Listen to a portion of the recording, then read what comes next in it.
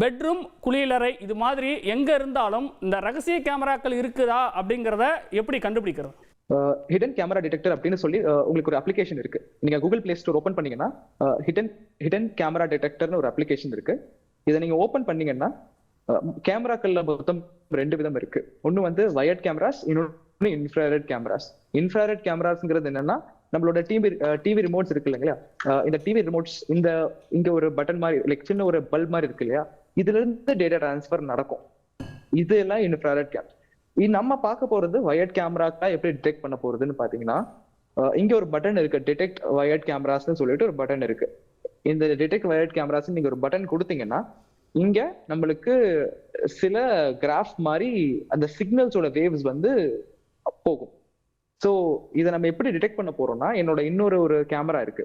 இப்போ இந்த கேமரால நான் வந்து கேமரா ஓபன் பண்ணிக்கிறேன். நான் கேமரா ஓபன் பண்ணிட்டு இங்க ரெக்கார்டர் ஆன் பண்ண உடனே இங்க பாத்தீங்கன்னா இந்த கிராஃப் நான் உங்களுக்கு இந்த கிராஃபோட ரேஷியோ வந்து உங்களுக்கு மாறும்.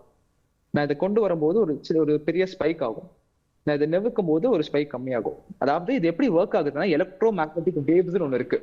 இந்த எலக்ட்ரோ மேக்னெட்டிக் வேவ்ஸ் தான் டேட்டா, எந்த கேமரா டிவைஸ் இருந்தாலும் இந்த எலக்ட்ரோ மேக்னெட்டிக் வேவ்ஸ் அதோட சுற்றுப்புறத்துல இருக்கும்.